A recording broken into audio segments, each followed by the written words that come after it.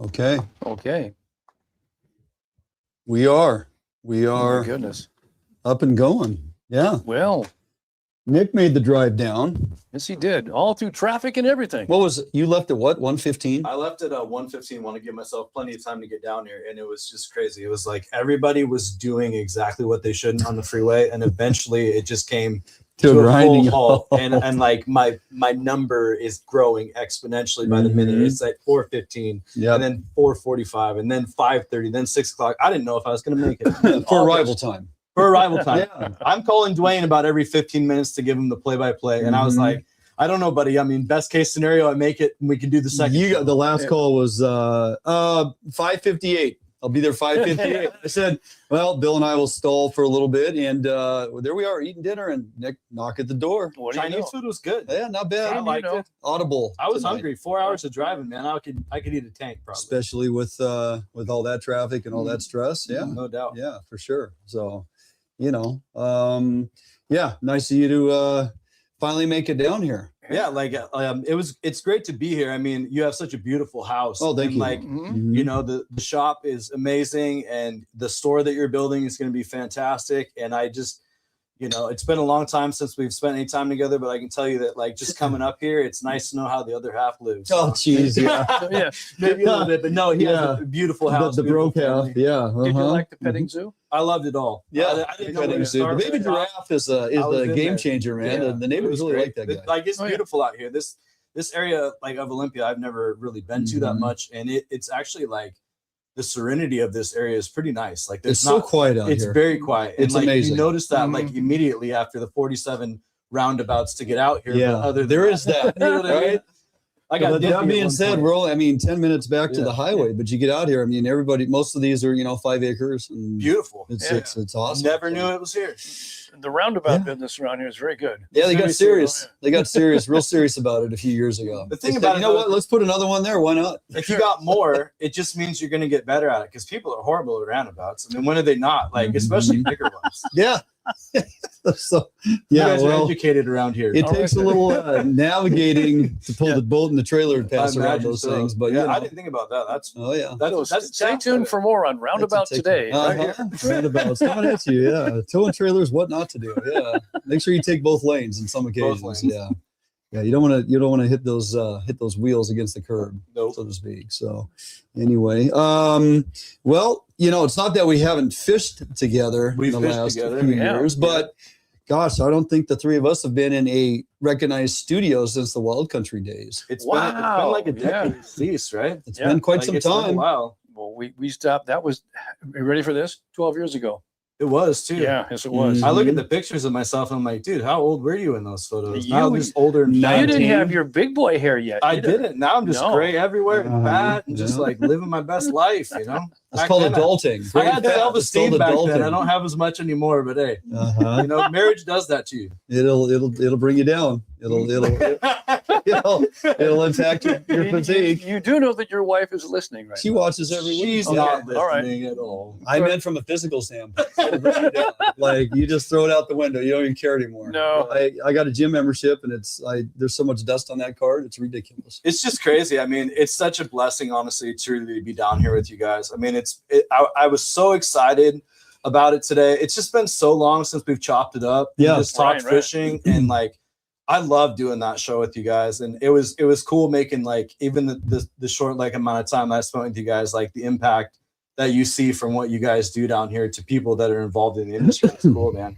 And it's like I said, I don't know how long it's been since I've been this nervous, but I guess I'm starting to not feel as bad now. Right? I just got it from Shing. Really, Duane? Yeah, I told you. Yeah. You caught that one. I didn't think you had the TV on yet, Shing. Well, boy, she's right on top of that. So let's see. It's starting to feel like springer season soon. Mixed results on the roundabouts. Yeah. No doubt, Scott. Yeah. Oh yeah. February 5th. I know, isn't that crazy? And here we go. Bill, we were kind of talking about it before Nick got here, but this winter, I mean, we had a cold snap here in the Olympia area. Well, quite frankly, when we went fishing, that was bad with Jared, week and a half, almost 2 weeks ago, we had that, 7 to 10 days. It got to like 25 here at night, but we haven't had anything of, a serious winter like hit us. Like we had that 4 days of snow. Of course, right when we were supposed to head to Idaho for the expo, we had that snow in the passes and whatnot. But other than that, have you been over Snoqualmie Pass lately? Not recently. There's no. bare ground up there. Mm-hmm. This does not fare well for summertime. Ski resorts are struggling a bit. Yeah, I'm concerned about the snowpack, and some indications in some areas they're like, "Oh, we're fine." I'm thinking, how is it even possible? Well, we got 4 feet in one day. I mean, that's a pretty. It's been so warm though. Like, I mean, it's it's. You mentioned the word springer. It's like, man, you go outside and you can smell the springers in the air when you go outside right now. Like, and it's like right at the beginning of February. I mean, just such mild conditions all the way through the flooding and everything that happened. I mean, continuously. Like I said, if winter's going to get here, I sure haven't seen much of it yet. Yeah. Chris Jello said no, exactly. No snowpack for a majority of the region, majority of the Cascades and the Olympics. I mean, we're lacking. And Bill, you're spot on about that. I mean, we have to be concerned if we don't get the snow in February. Look, all the years living in Puyallup, I can distinctly remember it snowing in and around my birthday, April 9th, April 10th. We're getting snow. You get those weird storms that come through. But when we're talking over the course of winter and actually accumulating a good snowpack that's going to get us through the summertime and keep those reservoirs filled and the rivers flowing, right now we don't have it. And it's almost concerning at this point. If we don't have a change in weather here in the next couple of weeks or something blowing it, I'm going to check Cliff Mass and see if he's got any predictions coming, because I'm getting a little concerned. You talked about the reservoirs because of that major rainfall that we had earlier. Yeah. Every reservoir I've went by on the Cascades, they're topped off. I mean, can't get any more full. Yeah. But that, that water's there now. Sure. Once it's pumped out of there and used, and nothing's melting to back it up, that's where we run into the problem. What I was concerned about is the rivers that don't have the reservoirs on them, only have the snowpack. Yeah. Once we get a couple of warm days in May, it's already gone. Now what happens to our summer runs? What happened to our summer Chinook? What happens to our sockeye? I'm really concerned about that. That's the concern. I mean, when and on the heels of a disastrous flood season. Oh my! Yeah. December wiped out 90% of our wild fish. Don't even want to think about it. It's so bad. No. So then you back that up with either horrible ocean conditions, which I'm not saying we're having, but the early indications in the report that came out, I believe around December, was it's going to be moderate. It's not extreme bad. It's not extreme good. It's just kind of right in there where it's going to be suitable for rearing of fish and survivability. Okay, so that's good. Right. But then if we tack on the drought type season of these returning fish for this year, now we've just lost a recruitment class of spawners. Yeah.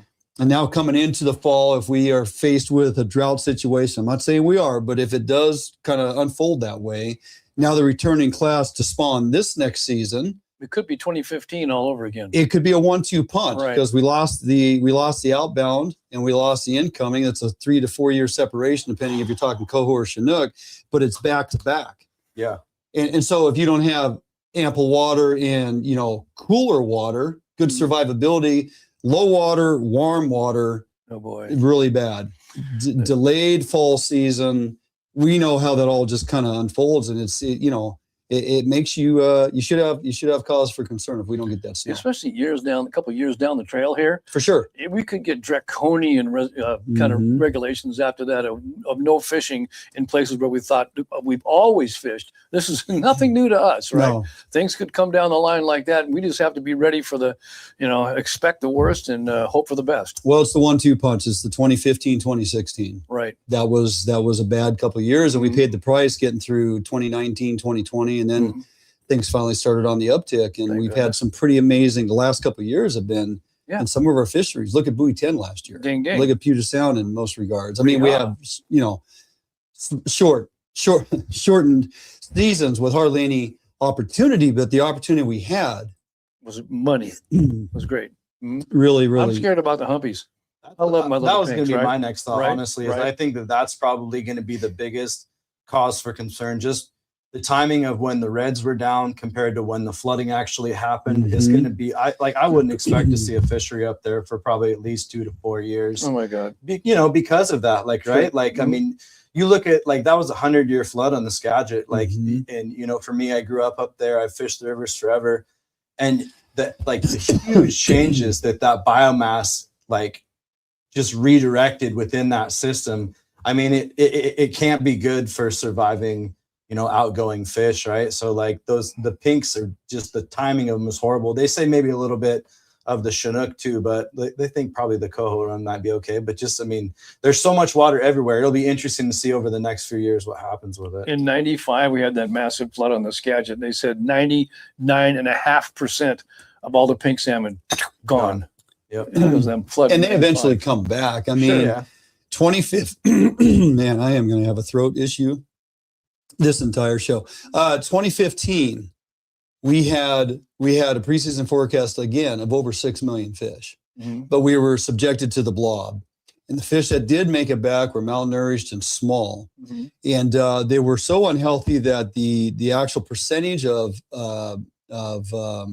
spawners, that, you know, the recruitment into spawners was like so dismal because they were just malnourished, underdeveloped, very small and scrawny. And then it hit some really warm. I mean, the Columbia, they hit some really warm water, really hot water. So we had the debacle that was that upper Columbia or that mid Columbia there with the Brewster pool and those all of them sockeye floating upside down and backwards downriver just because it was so warm. Yeah. But we lost all them humpies in that year in 2015 when we had a bumper crop preseason forecast. And it's taken a number of years, obviously two-year cycle fish, right? We get to 2025, 10 years later, and we're over 6 million on the preseason forecast. Now, some would say we didn't quite hit it. There were some rivers that underperformed. There were some rivers that performed pretty darn well. Sure. All that being said, it doesn't matter because, to Nick's point, we lost a high percentage of those fish. So it's much like low spawner accounting in 2015. We had, you know, now they're just wiped out in 2025. So it'll bounce back, but how long is it going to take? Here's something you don't think about. The river in my backyard, the Natchez, had that tremendous flood. And I talked to a guy, I wish I'd have got his name, but I was coming and going. He said that the trout population, the native trout population, and we have this wonderful West Slope cutthroats that live there. He said that pretty much, I want to see how many survive that. Oh, yeah. He said not very many are gonna. You're not going to find very good trout fishing this summer. After the flood, yeah. So that's something else to think about, you know. Yep. Well, we got Scott on here, Ron, of course. Hope Sue's on the rebound with that ankle situation. Larry, nice to see you, buddy. And Wilson, lots of folks checking in here. So, and yeah, Shing is watching, so I got to watch what I say. Yes, indeed. So, what do you think, boys? Should we fire off show number one? Well, let's do it. We got a lot to cover through the next hour or so, and folks are waiting. Okay. We got a good number of folks tuning in, so let's. Gambler Charter, Jed Stout checking in. Good evening, buddy. Glad to see you on here. All right. Hopefully the voice makes it through it happens every year. You can do Chris it, man. Gill said he threw out there said what day of the week at the Sportsman show is Duane going to lose his voice? It was about Friday. Right, yeah. Right. It was about Friday. I was going to take bets on that. We should take bets on that. It's slowly coming back, but we'll see if I can survive the evening. That's for sure. Okay, Jordan, you ready? Try not to cough everybody's ear off. Okay. Hold on. Ready? Okay. Hello and welcome to Fishing Northwest. Duane and Bill Herzog. Hunting, fishing is my kind of style. I plucked the Winucci with right there. Oh, there we go. I'm proud I own the River Brights Chinook hatcheries and keep that fish. Look at that thing. It's not a bad start right there.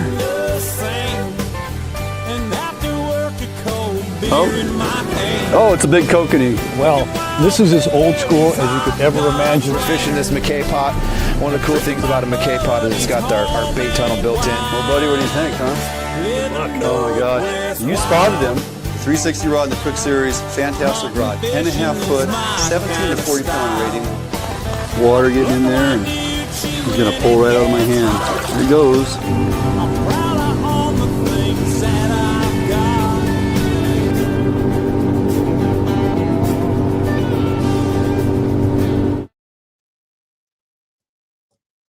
Hello and welcome to Fish on Northwest. Duane England, Mr. Bill Herzog. Good morning. How are you, my friend? Excellent, as usual. And no stranger to the Zoom call in, but stranger to the studio. First time I actually get you down here in a 4 to 5 hour drive. Nick Petosa in the house. Man, it feels so good. It's been so long since we have done this, boys. And I'm just like so thankful to be down here with you guys and just to be able to talk fishing and chop it up like we used to. We're going to talk a lot of fishing. Yeah, Nick Petosa, Petosa Guide Service, www.petosaguideservice.com. I go to your webpage and you catch my eye right away. Work sucks. Let's go fishing. Hey, I think it's a motto to live by. That is, those are wise words from a young man. Yeah. So if you didn't get the memo, it's steelhead season, boys, and we got a lot to talk about, huh? Yeah, we're right in the middle. We are kind of right in the middle, Bill. That's a good point. It's also show season, a necessary interruption, which we're always kind of pulled back and forth. Like we want to be on the river, but you hope for really crummy weather and horrible river conditions because we got to be subjected to getting through show season. So everybody else might as well be miserable too. It was always great with the guides, you know, when they went down to the shows, because then all the rivers just didn't have any guides fishing them at all. You know what I mean? It's Bill's old adage of Super Bowl Sunday. Great day to go fish. Oh yes, it is. He said, I will be fishing Super Bowl Sunday. I'm like, you're not going to watch my Hawks? And he says, you know, I fish almost every Super Bowl. Even when the 49ers in the Super Bowl, what'd you say? I did. Yeah, he did. That's why God made ESPN. I can watch highlights. And replay, for sure. So, well, steelhead season. We did get out before the Sportsman show. I'm going to roll out some of that content on today's program later on, or is it next week? I have to check. But that being said, I'm excited to get out as early as tomorrow. We're going to have warmer weather than last time we went, a little higher water and a lot more fresher fish. And I am truly excited about tomorrow. Whereas last time we went out, I was praying and hoping for an encounter. This time, now I'm expecting double. We're expecting it. Yeah, you bet. We'll get into this as we move along here, but you know, it's a wide open opportunity tomorrow, Nick. We're going to pull some plugs. We're going to do some bobber dog and float some jigs and just give them the gamut, whatever we want. I think if you're waiting for perfect conditions, it's never going to happen with steelhead fishing. You won't fish. You just got to go. No. And you know, if you're an angler, truly, you will go out there and figure out the conditions. And some of those can be truly your best days out fishing when you beat the conditions and the elements and find fish. And, you know, maybe tomorrow will be a day like that. Maybe it'll be epic. I don't know, but we're going to have fun and we're going to catch fish either way. You know how you find out? You go. You just don't wait around for it. Yeah. Because if you wait until perfect conditions, you'll rarely fish. And sometimes these great conditions you think are going to happen, you miss them by a day or two. And you don't know that until you go. You got two options. You make a report or you chase a report. And you're better off always trying to go out and make a report. So coming up on tonight's program, I'm going to take you a quick walk through the Washington State Sportsman Show to show you what we were up to this past week and what it's all about. And then I had an interesting interview with Bob Loomis of Mack's Lure at the Walleye Tank at the Sportsman Show. Bill, I don't believe folks truly understand just how good the walleye fishing is here in Washington State. So we're going to bring all that to you, jump it out for a quick break. We'll be back right after this. Allied, the new leader in heavy gauge aluminum boats. Allied boats have standard reverse chine and lifting rakes to help you plane faster and run at lower RPMs. Allied boats have several models to choose from, ranging from a 19-foot Mustang all the way up to a 32-foot Liberator. So regardless of what type of heavy gauge aluminum boats you are looking for, Allied Boats will have it for you. Contact Allied Boats today to learn more about these incredible fishing machines. Sharp as can be. Super strong, super durable. Really good penetration. Thinner and stronger. Catch fish after fish.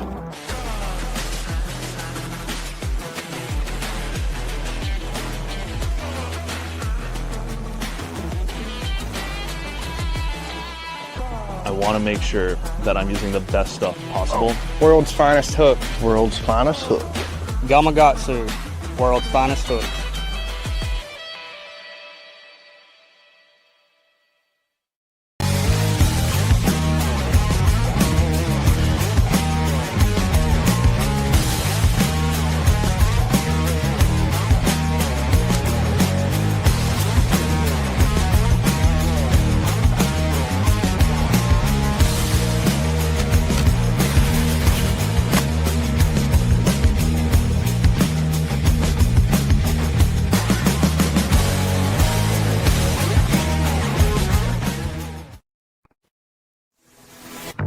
Yep, for sure. Oh yeah, big fish. Yeah, buddy. Nice fish. Beauty. Gorgeous fish. Bobby's on the board. We got a good one. Oh, yeah. Whoa! Oh, geez, come on. Nice fish. Nice fish. All righty. Well, it was no secret we were busy at the Sportsman show this past week. It was a packed crowd most days. I mean, it was happening. We had seminars going on. We had people coming in on the booth like crazy. We had cool stuff. It's if you've never been to one, it's a great blessing because as long as we've been doing, we see the same guys all the time, year after year. You know, there's Bob and Al and Sammy and everybody. Same guy. But if you're new to it, it is a real experience. Well, it took a little time to capture some of the ongoings around the joint, and this is kind of what it looked like. Take a look.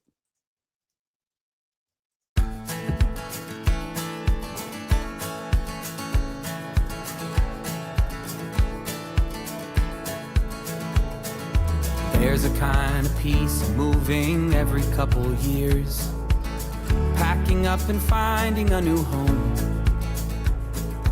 There's a beauty in the anonymity it brings. When my feet get to itching, I just run. All my friends have stopped inviting me to where they are, figuring I'll just be on the road. It's not that they're wrong, it's just that I wish it were different. But hey, the plane is boarding, time to go. Oh, call out all you who wander, seeking beyond wherever you've been. Write your life like it's a screenplay. What will the words say when it all ends? Can I really feel a fish pick that up? Or, that's confusing. I either have too much weight on and it's just really dragging and staying in contact and there's not enough current to keep it moving, and so it's really, and especially if it's stopping. I got to lift the rod and get it going, and it kind of goes like this and then it stops. Too much lead, right? I don't know the depth of the river, first time there, I got to figure this out. So I'm going to reel it in, cut a little bit off, throw it back out there. Now ideally I would like that thing to make contact about every 3 feet or so. I just can't quite swallow bitter pills or safer roads now that I have walked the other road. Oh, call out all you who wander, seeking beyond wherever you've been. Write your life like it's a screenplay. What will the words say when it all ends? When it all ends, I'll look up and say, I don't regret a day. I don't regret a day.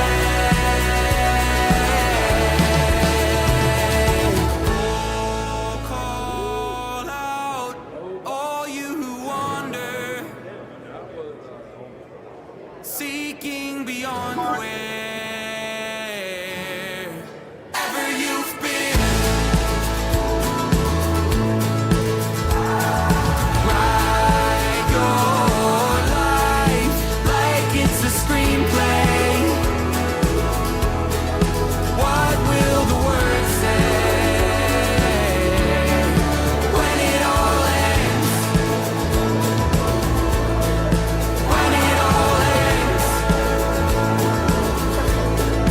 When it all ends.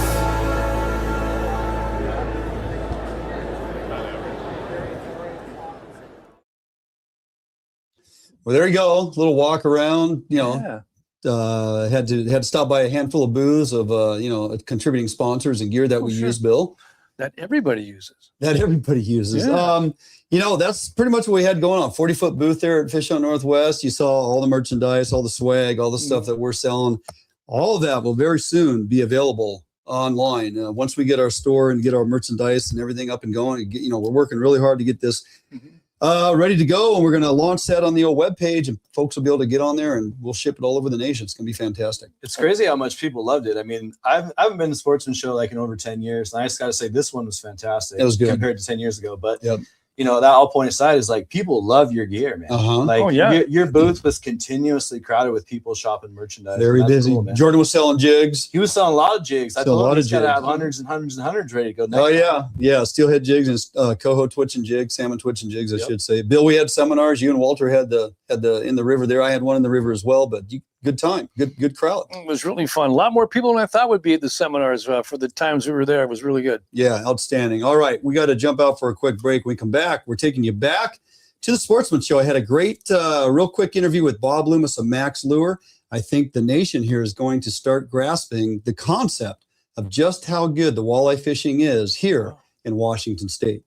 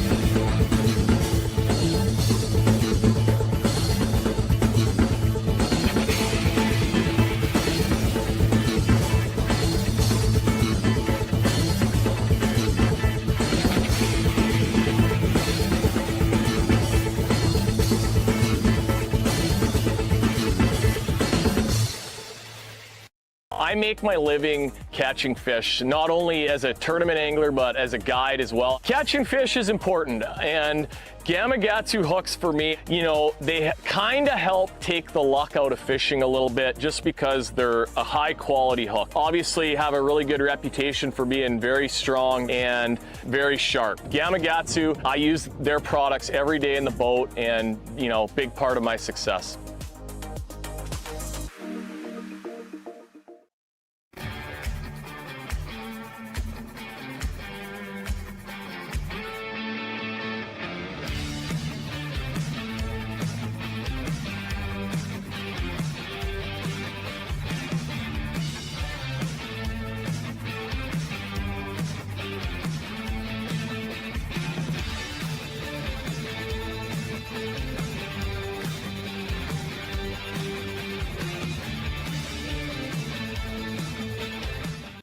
Hey guys, good morning. Duane, England, Fish Hunt Northwest, here with longtime buddy Bob Loomis with Mack's Lure. Bobby, great to see you, my friend. Thank you, sir. Yep, glad to be here. We are here at the 2026 Washington Sportsman Show. Behind us is the well-known, world-renowned walleye tank, or tank that Mack's Lure sponsors. You guys bring this in, set it up. Your pro staff catches the fish. You guys bring the fish in, and you set this up for all your pro staff to do seminars here at the Sportsman Show for the entire week. Yep. The pro staffers go out and actually catch the fish anywhere from a week to 2 weeks prior. We've got holding tanks with aeration that holds the fish. Yeah.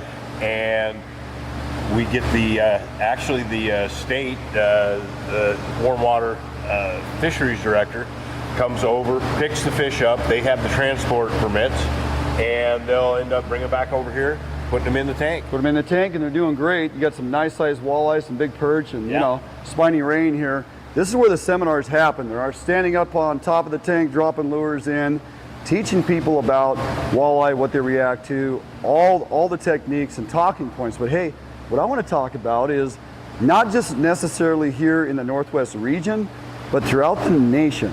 I think a lot of folks either underestimate or completely are unaware on how good the walleye fishing is here in Washington State. Oh, absolutely. It's totally totally overlooked. You know, obviously the locals here in the state, the hardcore walleye fishermen, including a lot of salmon fishermen, they can't fish. You know, fish walleye. I mean, it's a tremendous resource right now, and it's been around for a long time. I don't want to get, you know, political in this whole situation, but bottom line is the way our state has approached this fishery is not the best. It's a predator fish as far as where there's common or shared water amongst our salmonids, migratory fish, you know, finding their way out the rivers. And some of these rivers and reservoirs, there's obviously a lot of walleye. They feed on the smaller fish. They're a predator. They're a predator. So we have an abundance of walleye in some of these systems, and a number of folks have, you know, they've changed regulations in our state. Some of our bodies of water have, you know, no limit. It's like there is no limit. You can catch as many walleye in a day as you would like. Right. Now, I believe a number of our professional guides throughout the state who are running walleye trips, they do set their own limits. Yes, like, they do. They'll tell their clients going into it, hey, we're going to go out for a day of walleye fishing on said body of water. Our boat limit per angler is 6 or 7 or whatever they choose it to be. Right. And I think that's smart management of the fishery. Oh, absolutely.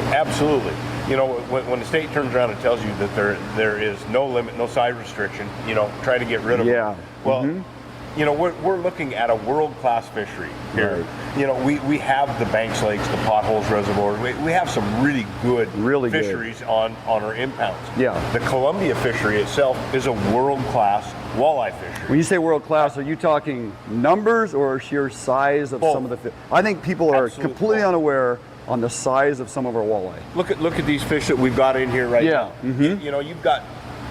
They've got a lot of numbers back in the Midwest. People would give their left arm to come out here and catch one of those fish right there that's 26 inches long. For sure. That would be an absolute, you know, trophy for them. Yeah, now we get out a couple times a year, we fish, we film content, we put it here on Fish Hunt Northwest, we show folks exactly how to do it, we'll even tell them where to do it. I mean, the walleye are everywhere. And when we catch some of those big ones, and depending time of year, you know, if it's pre-spawn or post-spawn, I mean, typically we're letting a lot of those bigger females go. Yes. Which is just ensuring the future of the resource. But, you know, let's face it, there are, we keep saying it, man, there are a lot of walleye, but proper stewardship. Yes. Not abusing the resource, because we've seen what has happened to a number of our other fisheries throughout the state with mismanagement, lucrative limits at times and things that happen.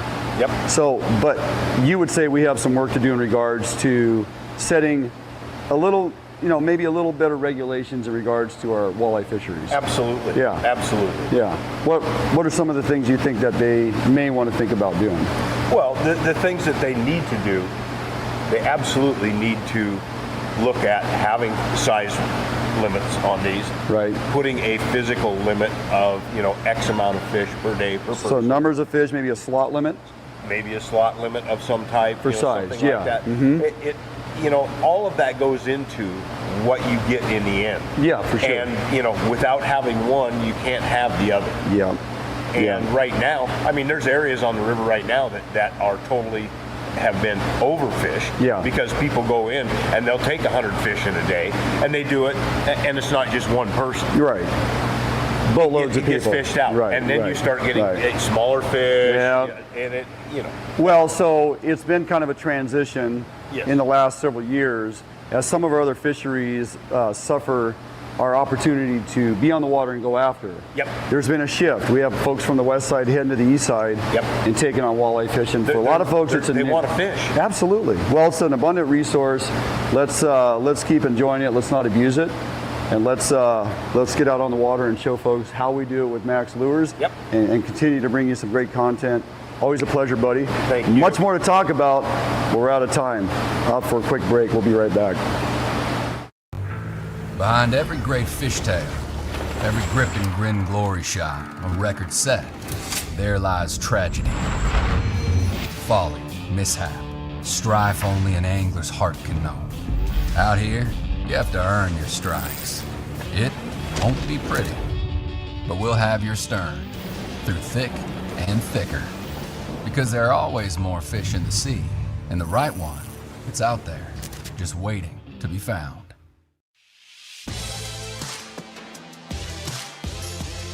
The Northwest premier upland bird hunting destination. Located along the beautiful Umatilla River in eastern Oregon. Fully guided bird hunts with expert guides and top-notch dogs. Enjoy comfortable accommodations and gourmet meals at the Riverview Lodge. Book your sensational hunting experience with Horseshoe Curve Outdoors.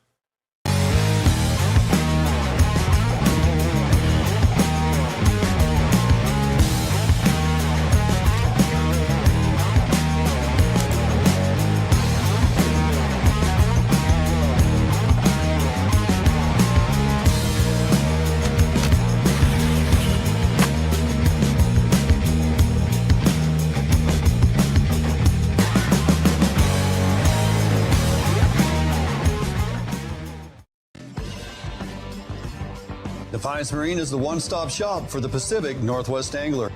Defiance Marine guarantees the best price on a new and best service on a repower for your current boat. Defiance Marine is a Honda Premier dealership and one of the largest on the West Coast. Defiance Marine is a boat dealer who proudly sells Defiance, Allied, and Arima boats. All boats are built by West Coast fishermen for West Coast fishermen. Defiance Marine has all your boating needs to help you get out on the water. All right, well, there we go. Quick little great conversation with Bob Loomis, Mack's Lure. If anybody knows anything about walleye in this state, that's one of the guys that's on top of the game. I guess so. Yeah, we get out a couple times a year with Mack's Lure crew, and we'll put some great content out there on some really nice walleye as the season progresses here. I just want to go get a big bag full of fillets. You just don't want to actually fish for them and fight them. You just want to eat them because they're. Just leave me in the boat, wake me up, and we're done. I'll help clean. They are way up there as far as table fare, Nick. I can't believe, honestly, like we were talking about the size of that fishery and like how good. Like I've done it a little bit when I was younger, but the fact that I mean the Columbia River is a world-class walleye fishery, and it's just like you were saying, it didn't really resonate until you're like, yeah, we're all salmon, steelhead, bought and bred, but like there's this huge stock of these fish that are just available. Yeah. Right. And we're just like, oh, they're out there. Walleye, look what we have. Like, I mean, there's a lot of opportunity there for guys to go out and get good limit. Participation is growing in our state. It definitely is. And as Bob alluded to, it's world-class on two fronts, size of fish and abundance. And so just trying to manage it correctly so we don't abuse the resource. So switching gears real quick, boys, before we got to get out of here. Okay. Olympia is busy right now with lead session, in session, short session. Always appreciate senators and representatives that are willing to offer up bills that somehow down the road will aid us or support us in either fish recovery or wildlife management or any of those. Senator Braun introduced a bill 6241 Wild Broodstock Conservation Program, introduced, as I said, by Senator Braun. Additional senators have signed on, including Senator Keith Wagner, who we've had on the show multiple times with some of the bills he's introduced over the years. Yeah. The first reading was January 20th. Public hearing was January 29th. They had, I believe I had the numbers, is like 1,500 pro and 4 con as far as people weighing in on this bill, right? They want to see this thing get going. Now, the next step is it needs to get on the calendar on the floor, additional readings with amendments. It needs to pass through all that through the chamber, then move on to the House. Will it get out of there on a Washington state that's so screwed up in our budget and everything? This is low on the pecking order. We got to trust our people in there, man. You got to trust them. Well, I find it interesting. It's written into the language, which is significant language for this bill. And I thought it was appropriate. In every WRIA, which is Water Resource Inventory Area, as defined in the RCW, in those bodies of water with recognized native steelhead populations, the department must, that's pretty strong language. That's a The department must implement a steelhead wild broodstock conservation program in which volunteers deliver the broodstock to hatchery or rearing facilities. The department shall then rear wild fish for release at appropriate time. There's a whole lot going on there. Oh boy. This isn't everybody, hey, I want to volunteer. It's like, it's a very controlled program. Nick, you ever been involved in a broodstock program? I haven't, but I've experienced it a little bit down in Oregon, and you know, for me, I think that, you know, broodstock is really the way of the future now, right? That we've exasperated the old hatchery mantras, the Skamania strains. We've tried all that. We can see it's clearly working in other places to implement fish recovery. Sure. Right. Which is, I mean, we're fishermen. We want fish to recover, but we also want opportunity. It's working. Right. And as an angler, especially a Washington angler, we're just looking for as much opportunity as we can get. And I believe truly that broodstock would be the pathway to that, to get our steelhead populations where we have not only great wild runs, but also wild runs with broodstock that we can go out and harvest. There you go. Eventually, mid-teens fish. And we kind of talked about that a little bit the other day. It's going to take a long time to get there. And that being said, there's a lot of things to navigate through here to make this happen. We're going to talk more about this as it progresses through the process, and hopefully we find ourselves moving forward with some type of implementation of broodstock programs on a number of rivers and streams throughout Washington State, and help boost our wild steelhead recovery. That's going to do it for us this week right here at Fish Hunt Northwest. Thanks so much for joining us. Take advantage of this week. Get out there, get something done. We'll see you next time right here. God bless.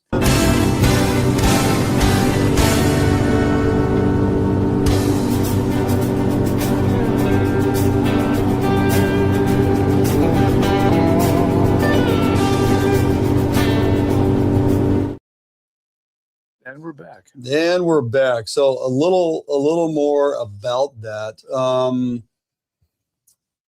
Like I was saying, people here volunteer and they think, oh, you know, I remember when we were still broodstocking on the Satsa, and the department had put it out there. They were looking for some folks to volunteer. Well, the river's closed, at least in some of these programs. Let's say a river is closed at that time of year because it's April, and we're collecting later run timing fish. Like, we don't want to catch them all up front. You actually have to sprinkle in and catch. You want to catch some of those earliest wild fish that you can and bring them into the program. Why?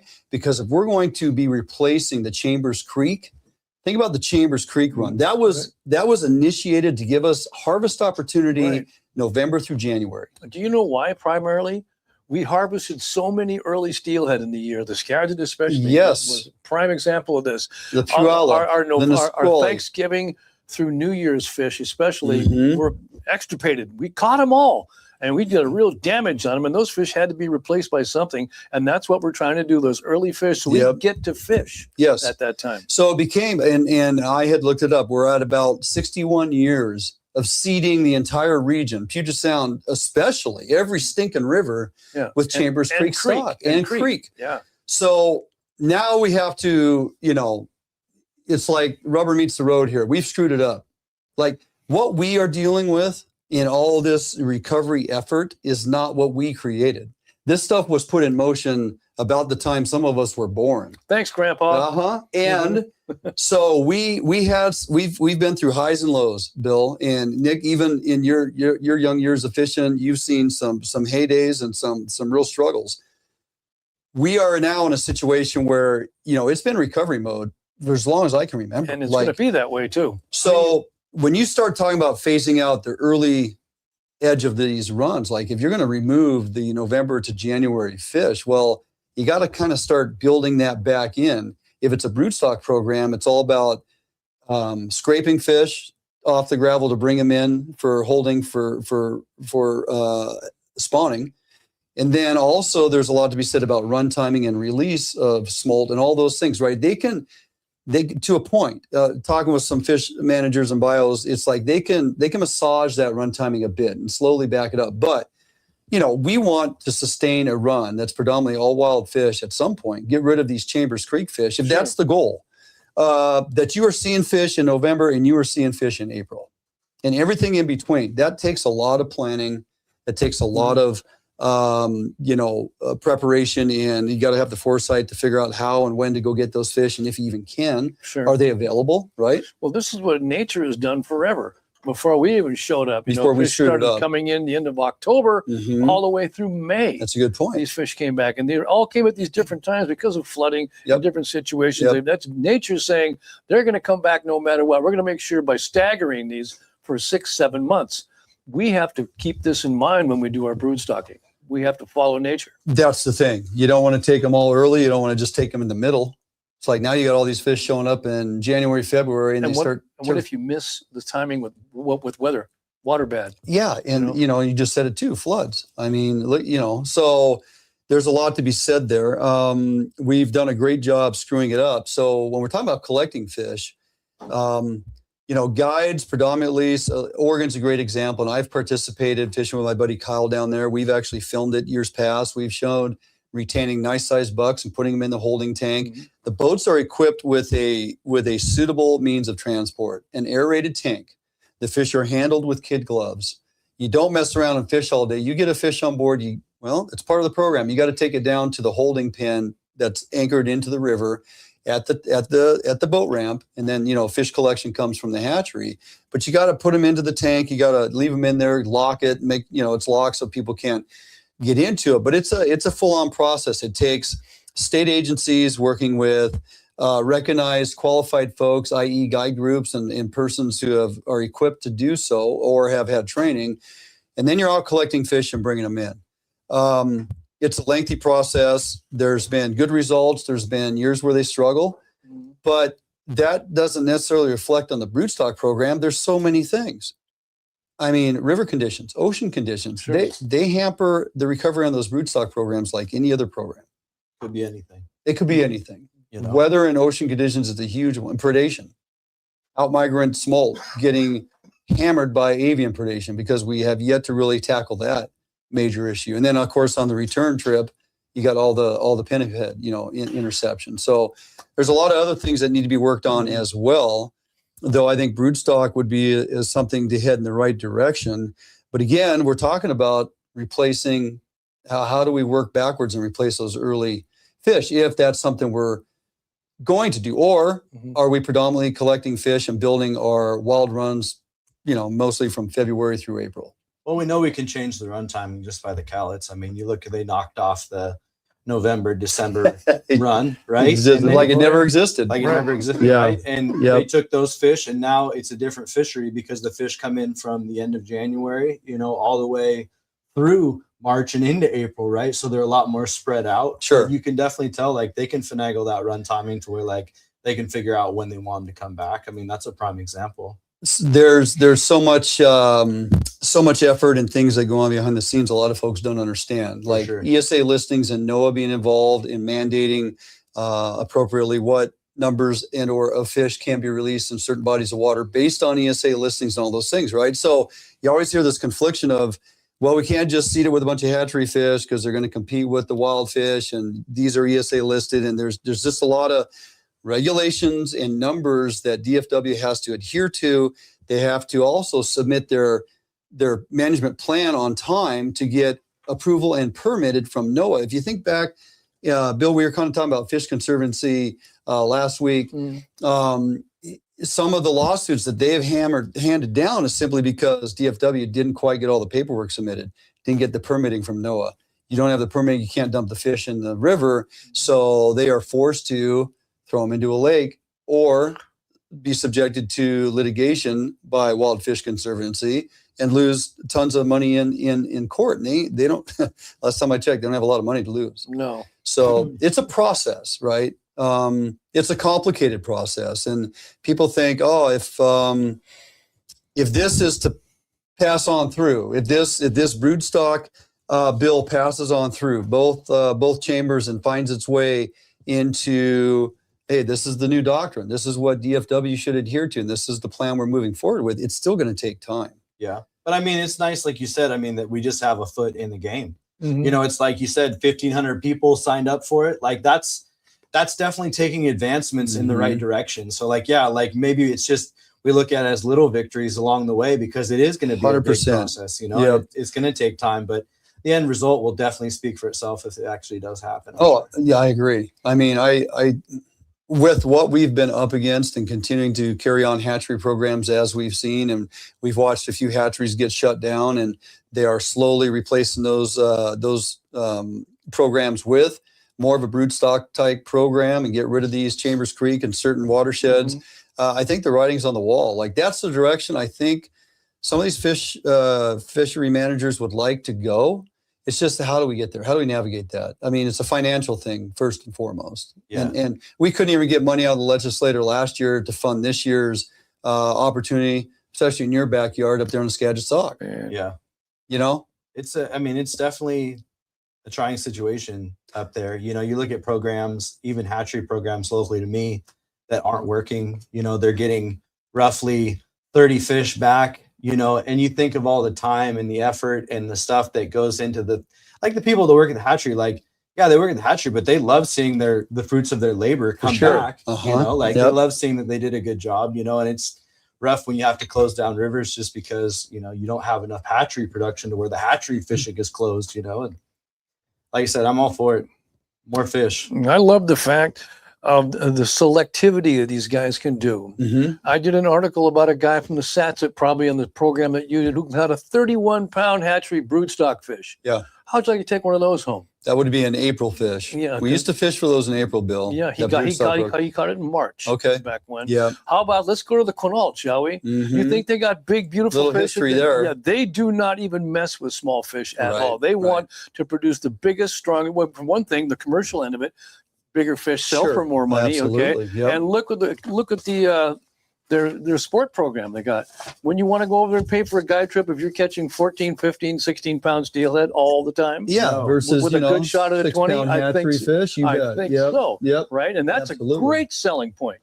Yeah. Right. If you want to sell licenses, what do you want to catch? 6-pounders or 16-pounders? When you can tout a hatchery, if you can, you know, run a guide program on your home rivers and say you have a really high probability of a wall hanger here, something you're going to be proud of and want to you know, take pictures and measurements of, and you're going to want to have that hanging on your wall. It's that caliber of an opportunity, right?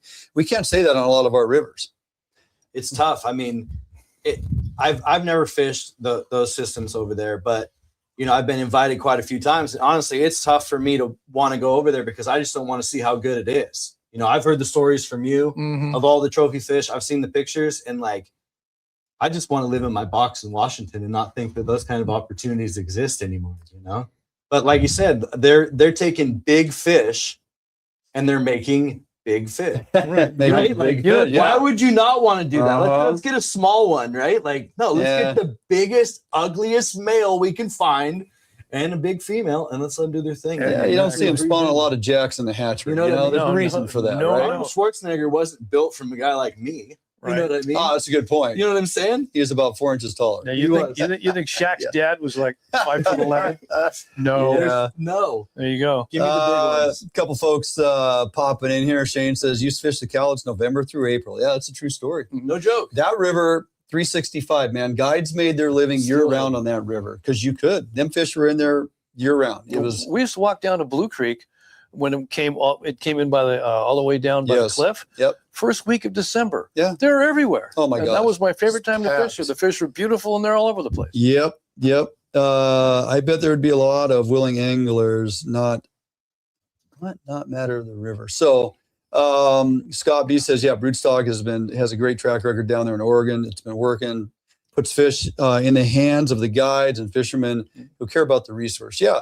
You know, it's a great program on some of those rivers that I have fished for several years, and you can see the results of the labor, man. It's just, you know, on years where there's an abundance of fish, you have a good amount of wild fish coming back that they can utilize for the program. You have a good amount, you call them hatchery fish. They're the clipped wild strain of fish out of the broodstock program because that's what they're producing. Right. Look at the Saltduck. Unfortunately, this was discontinued. I don't know why. Because ask Bobby Cratchit when you talk to him about the fisheries we had in December. Primarily, those fish were all the broodstock fish, and a blindfolded man could not tell that he had a hatchery fish on the way they fought, the way they looked. Absolutely. Except for the fact they might have a little rubbage on their fins to show they might have been in a pond. Rubbage? Rubbage, yes. A little rubbage. Yeah, you know. Rubbage is racing. It is. Rubbage is racing. Yes, indeed. So, let's see. We got a second show to do here, fellas. Let's do it. Let me look here real quick.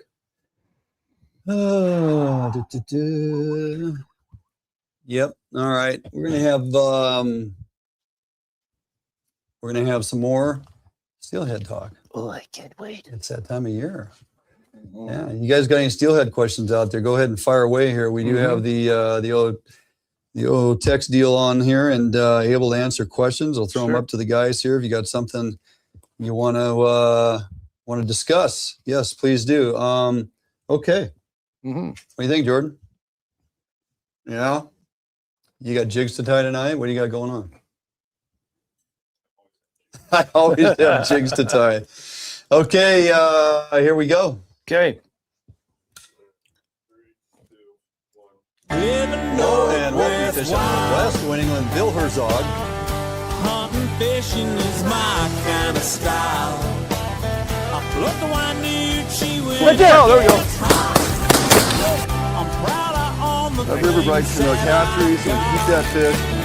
Look at that thing. It's not a bad start right there.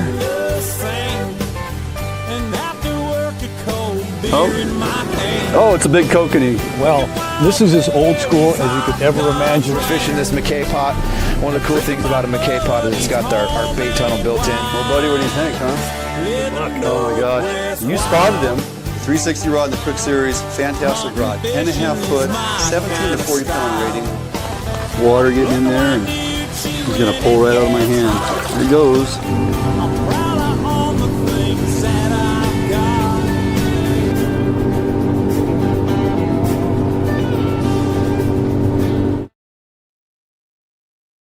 Hello and welcome to Fish Out Northwest. Duane England, Bill Herzog. How you doing, Duane? I'm doing good, buddy. And Nick Petosa back to join us again for another round of punishment. Man, I'm super excited to be here.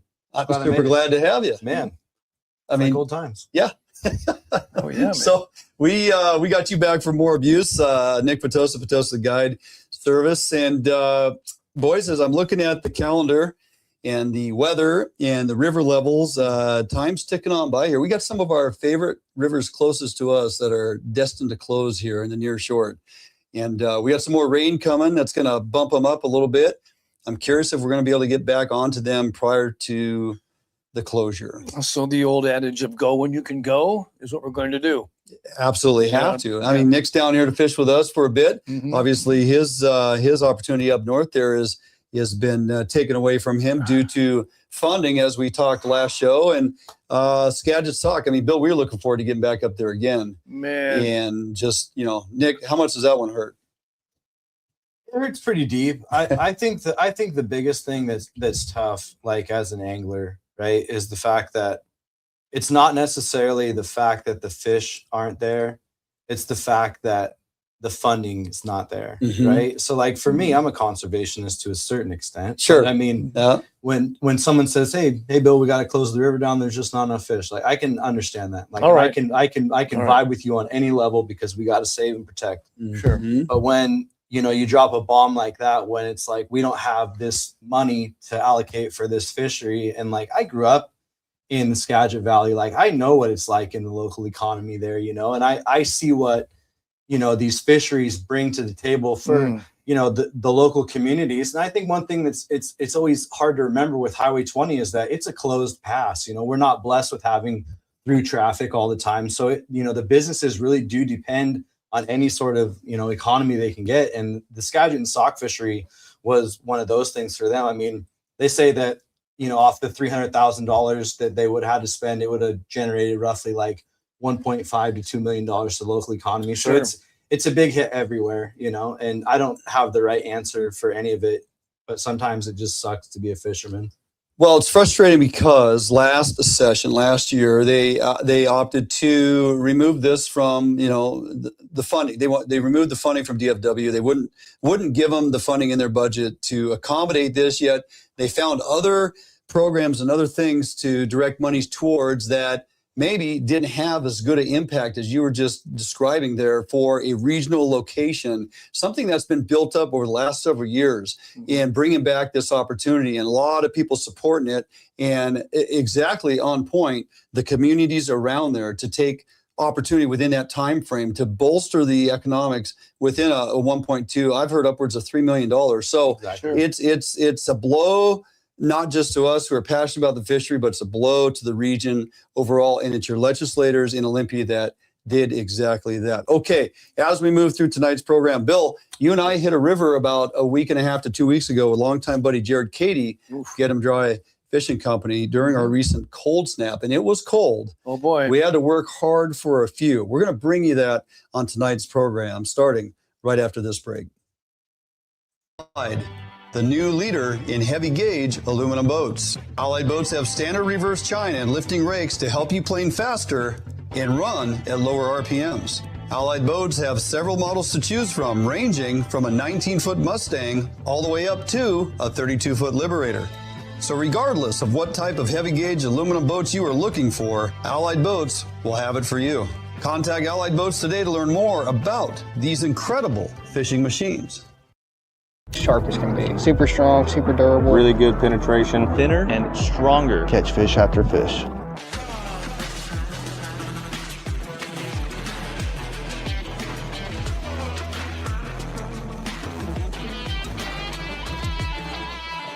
I want to make sure that I'm using the best stuff possible. World's finest hook. World's finest hook. Gamakatsu, world's finest hook.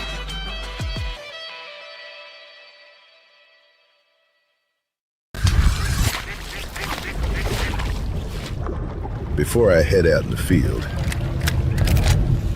I make sure I'm ready. Out here, moments come without warning.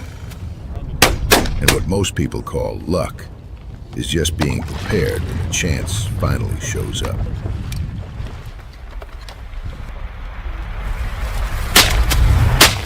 Work sharp. Mack's Lure has been making time-proven fishing lures since 1969. Our quality fish attractors have become essential gear for generations of anglers. From the iconic whiting ring and sling blade to the versatile sonic bait fish, each of our products are designed to help you reel in bigger and better fish. Mack's Lure products have helped anglers catch more fish for years, and we're confident you will too. Get your tackle at maxlure.com. Should I keep casting over there? Yeah. I mean, if they can be anywhere right in there. That green. Right in the green. And then, Duane, you got a trench on this loop ball on the left coming up. Oh, yeah. It's an either or situation. I'll take the left. Now, these flats sometimes out here, very nondescript, but boy, they just lay out there, you know? This is one of the few places they got enough structure there. Yep. They'll still lay it down. Combination of boulders and then that. This looks spoony in here. Hit that slot on the left. By the way. Get right into that loop ball, that gap right Good depth. Yeah. Fish on both sides. Yeah. You can see it all. There's a fish sitting here somewhere. Oh my. Kind of screwing your spoon water over there. It's all right. Make it work. Make it work, man. Make it work.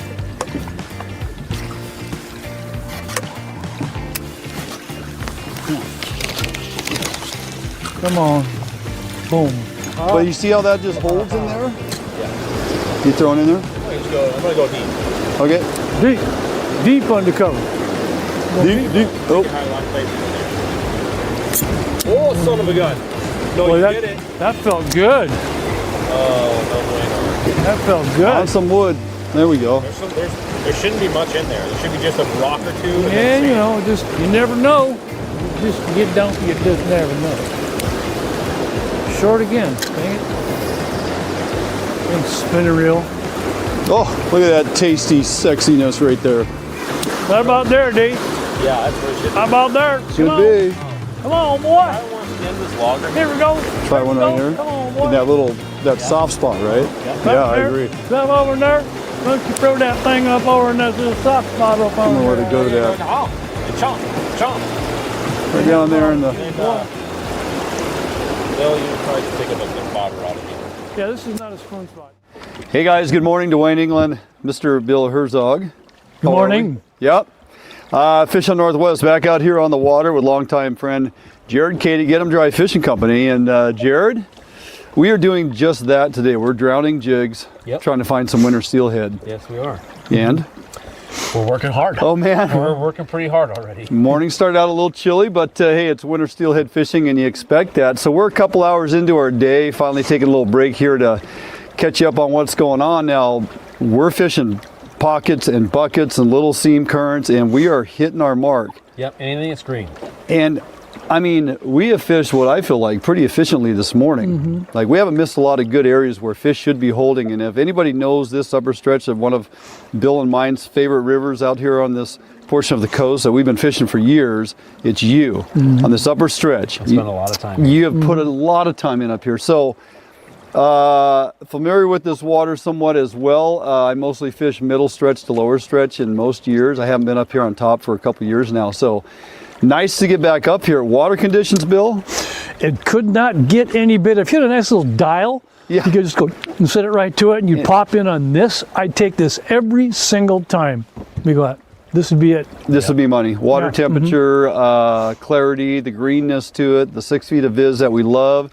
Conducive for jig fishing, huh, Jared? Yeah, it's perfect. Speed slows everything down, and the speed is perfect. Just not a lot of fish around right now. I think that's what we're just going to find, and we're just going to have to work hard. We got overall, depending who you talk to, 13, 16, 18 river miles we're doing today. Yeah, we're doing 16 today. So yeah, well, you're rowing, I'm fishing, Bill's here to entertain. So 2 time zones. Yeah. So, all right, we're going to go try to find some steelhead, bringing the day to you. Here we go.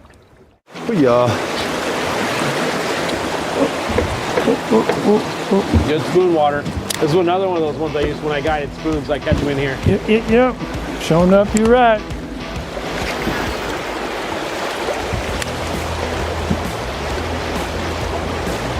Bill on the spoon, swinging through the tail out.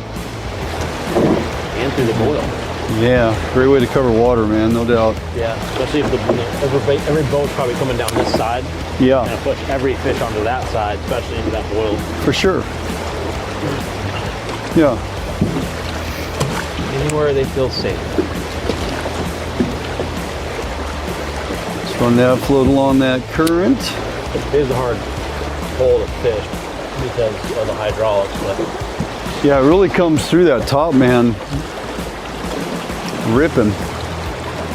And it drops in this deep bucket here and just slows down. The water was lower in September. We get right smack in the middle here. Yeah. In the middle under the seam? Yeah, right in the middle. It's lower. Duane's at is usually around that edge. Got that edge right there. It gets that nice little flat to it. Pulls off the main current. Right where they're going to be sitting. And yet, on a day like today, where you got perfect water conditions and nice little cloud cover and they're not predictable. Not a ton of pressure, a couple boats in front of us. So far, man, we are working hard to find a few. We can keep saying, oh, you know what, we still got a lot of river left, we'll find them.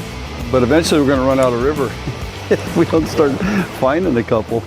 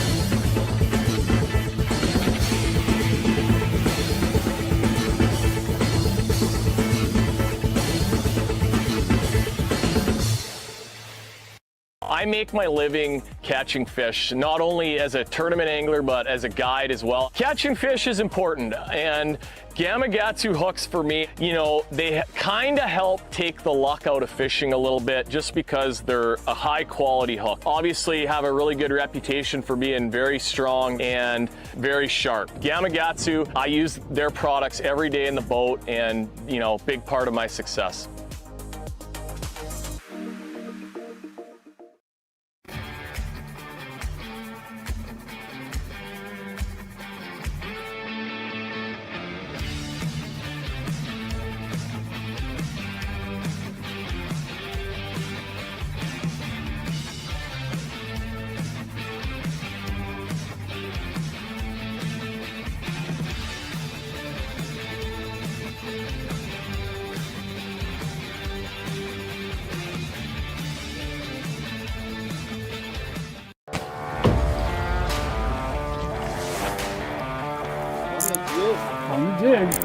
Finally.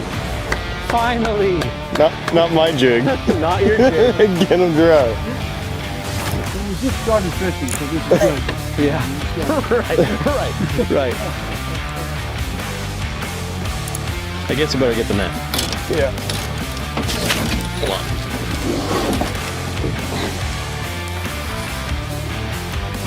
Can you bring up the side? Here, I'm gonna get out. I'll get out. Be better. Now it's right at the crotch though. Okay. Yeah.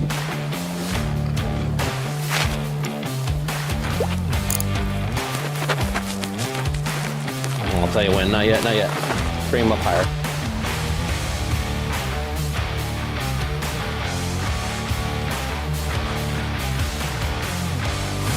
You're good. Push him away.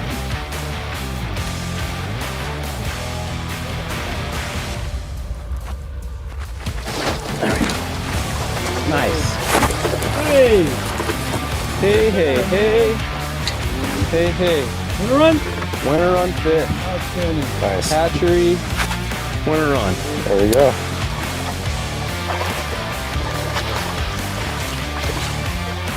It is super sick.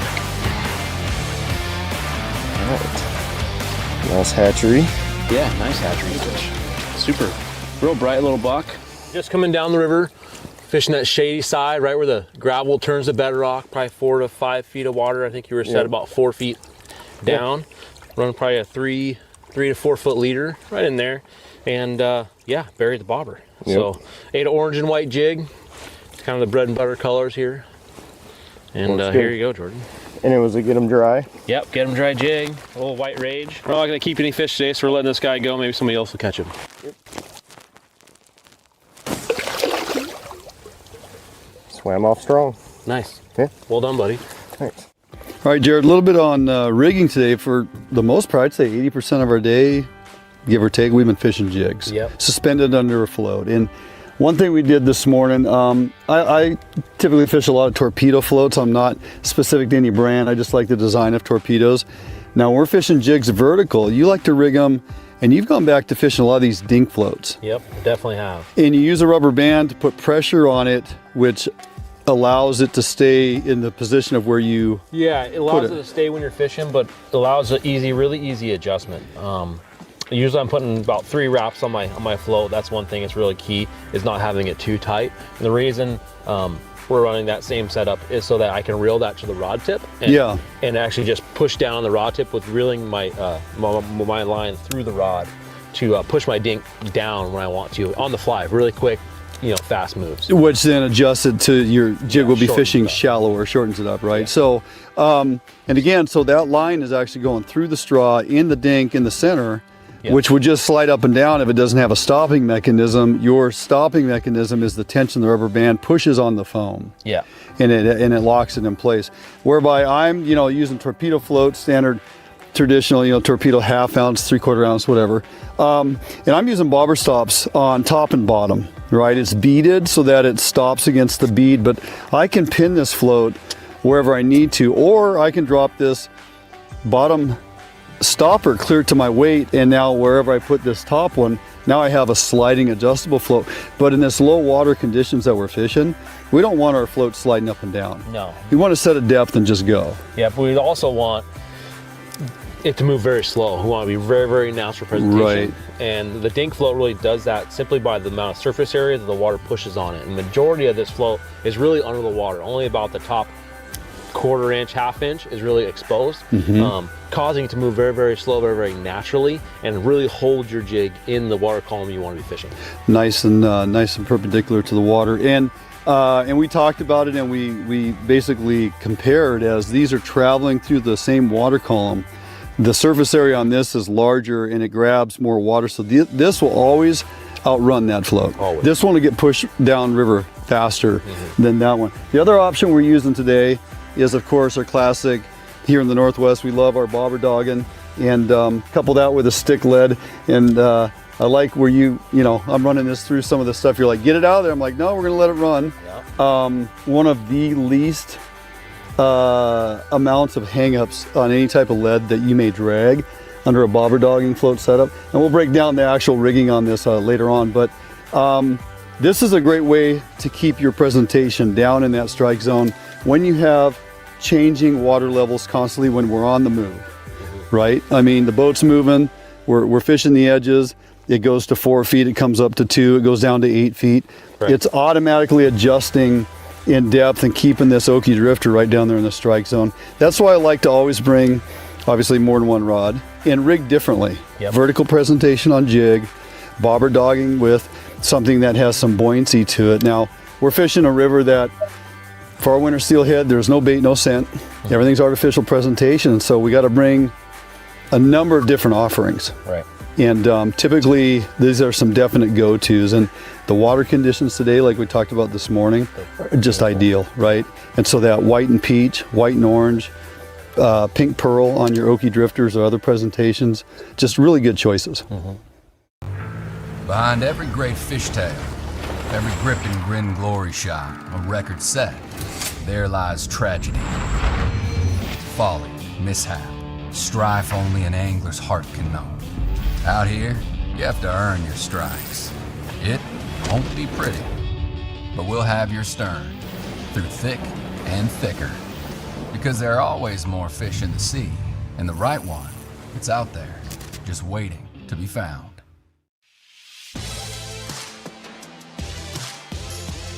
The Northwest premier upland bird hunting destination.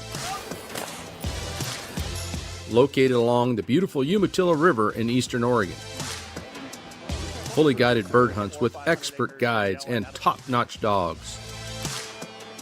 Enjoy comfortable accommodations and gourmet meals at the Riverview Lodge.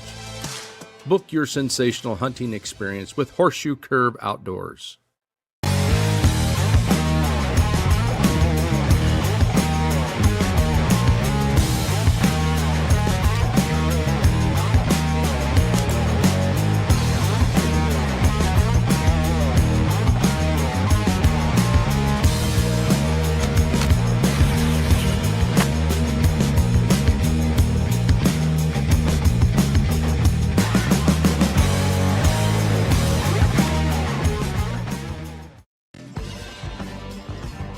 Defiance Marine is the one-stop shop for the Pacific Northwest angler.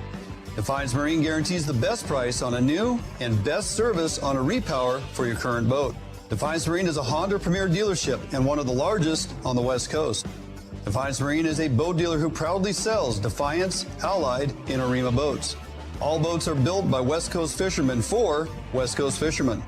Defiance Marine has all your boating needs to help you get out on the water. Bill, that was, if I recall, that was a bit frigid. Oi, as they say in Australia. Oh, they say that in Australia, do they? They do it because they're too cold to say anything else. They just go, it was typical winter steelhead fishing. We get those cold mornings, but it was about a couple hours in the morning. I recall you threw the thermometer in the old river and it said 38 degrees. 38. And I'm like, oh my God, because ideally we want minimum 40 works, but 42 on up is what you want to see for ideal steelhead activity and aggressiveness and whatnot. They won't move. And when the water gets cold, their upstream movement, it almost ceases completely. They're trying to stay alive until it gets up to a certain degree, which you sometimes get in the afternoon when you're like, what was our bite? At 2:30. That was about 2 o'clock. You'll get this little window. Shortly after that, Jordan popped into another one on a jig, and you'll get this little window. That was it. Like 1 to 4 o'clock, and that's when they kind of the water rises just slightly, but it's still any movement in the water temperature will bring them alive for a little bit. But as soon as that sun goes back down, the water temperature drops back down. Bang. Well, we're done for the day. 3 of us are heading out tomorrow. Conditions are considerably different. We've had much warmer weather. River's in great shape. It's up a little bit, but at least a few of the local ones around here, but the color's good. There are fish around. They're on the move because water is up a little bit. And I'm looking forward to it. Again, window of opportunities closing locally here on a few of our rivers, so we got to take advantage when we can. When those rivers close, and we can't go to Skagit Sock this season and go try to get some trophy wild fish, where are we heading, boys? What's your pick? the Ho, I guess. Out to the With coast. Everybody and his brother, their dog and preacher, we're all going out together. Talking to the Ho and a few other ones out there in that region of our state can be very good in the month of March, Bill. It can be, it's the best. Actually, I do miss April because April is the month for out there, but we'll take what we can get. And we're still fishing, okay? We have to keep this in mind. We're still fishing. I mean, it's the last couple of years we keep hearing before I don't know, this year you guys, like, oh my God. So we still get to fish. We can fish out of boats now in a lot of places. We can fish out of boats again. No more of this getting out of boats. So we better gear up appropriately. You know, a little stronger line on the rods and a little bigger presentation in some regards. We're going to catch those big angry bucks, Nick, on a 1/8 ounce jig.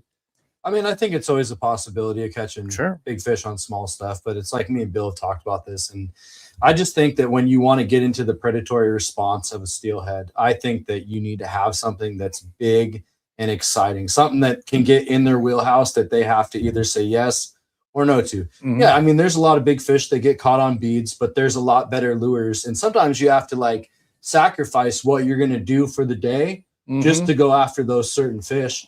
And you know, that's fine too. I mean, but if I'm going for big steelhead, I'm going for something angry. Yeah. I want that for years. I'm going to put something in his face that he's going to have to react to. I've done that for years. I've given up the chip. Maybe I might not catch too many 6 to 10 pounders, but what I'm throwing out there, I'm throwing the live hissing cat in the dog's yard. Okay. Yeah. I'm not throwing a little chew toy or something like that. Now you can catch big fish on something small, but you got to put it pretty close to them. A giant fish is not going to move very far and use that much caloric. It takes a lot of calories and a lot of power to move to go grab something. Unless that comes, he can just pick it up easily in his face. He's not going to go after it unless it really angers them and it threatens where they're sitting. Okay, they're so aggressive and so territorial. Well, this will make them mad? That is there's my baby. There you go. I missed you so much. I got this little box down here, Nick. This is a Herzog special. I got a bunch of plugs in. I actually rummaged through there with Herzog earlier today, but you did. Yeah, we did. Did you see 14 in there? Yeah. Oh yeah. There's a rod. There's a plug. I mean, we got 14 on it. We got an option in here for sure. There you go. Look at those guys. That says 14. You see the commonality here of this color here? I wish we had more time to really break into this. We're gonna have to talk some plug fishing here next show. So running out of time as we do each and every week. So glad you could join us. Appreciate y'all checking us out and hanging out.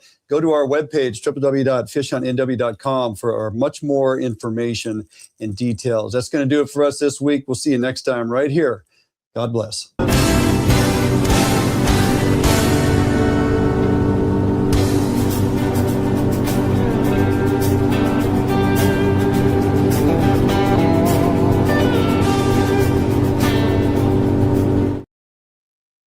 No.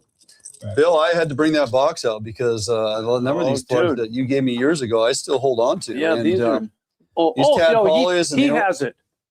Yeah, I have one that's like it. Do you see what's on that, Bill? Yeah, I know. That's the 7 fish 20 or bigger that you've got on that plug. Yeah, those are all 20 pounds or better. You brought that box of tadpoles and hot shots into the Wild Country studio one year and looked at me and Nick and said, "You guys divide these amongst yourselves." Yep.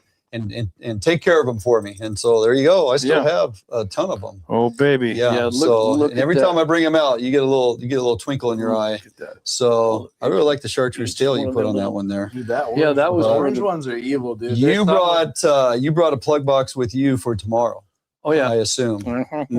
That's got some definite fun. I also have this box. This has a lot of my 2.5s and 3.0 mag lips. Who doesn't want to fish the mag lips? Well, I mean, are you kidding? I work for. I think they're good plug. I don't think they're the end all be all. I think they're a great plug in a lot of different conditions. They are. I think the biggest thing where guys mostly don't go wrong with the mag lip is the fact that nobody takes into account the water, like the depth they're fishing with the plug. So like a lot of guys like over manpower with running like a 3.5, especially on the coast, right? Like smaller, softer water tails, right?